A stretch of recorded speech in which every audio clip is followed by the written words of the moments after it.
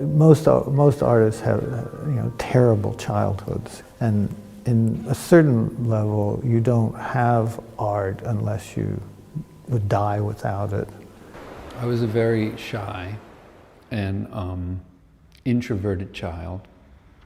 The world in my mind and heart and body was more real than the immediate world around me of my family, my school, my friends.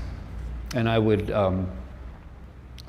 go home sometimes after school when I was young, and I would tell my friends that I had to go shopping with my mother, and I would go to my room and just draw all afternoon.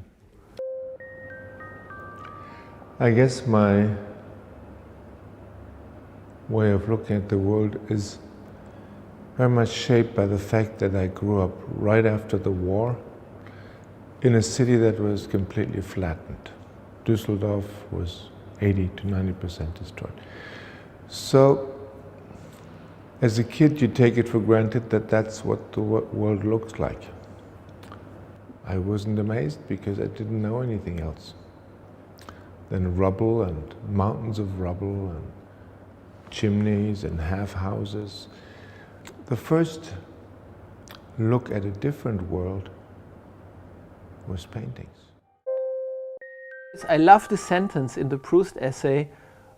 I can only paraphrase, I can't quote it verbatim, but he says something like, you never in life live as intensely again as you did live when you were a child reading on these afternoons which you thought you were missing out on because you were reading.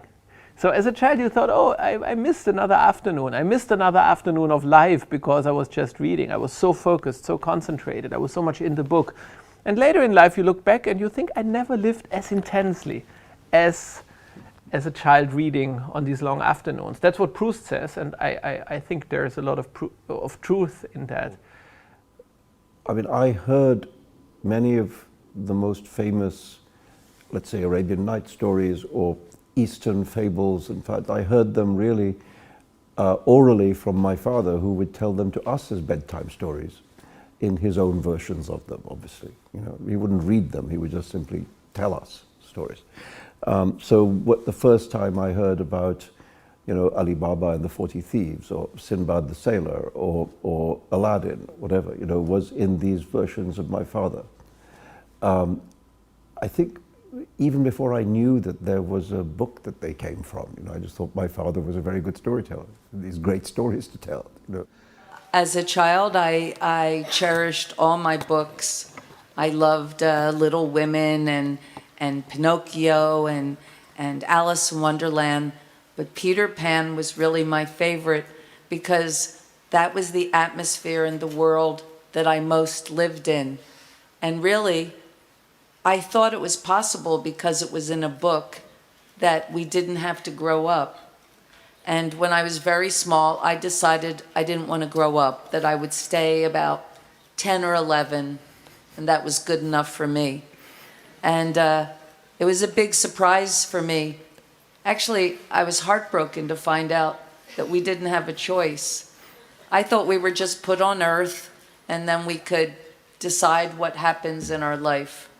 And but I've never let go of that feeling. I've never really felt that I've grown up.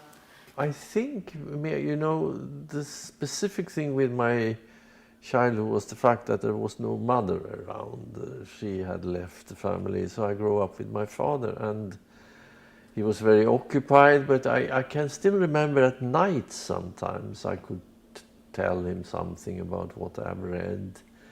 And he was clever enough to take 2 minutes to listen to all the stupidities that I said about what I have read.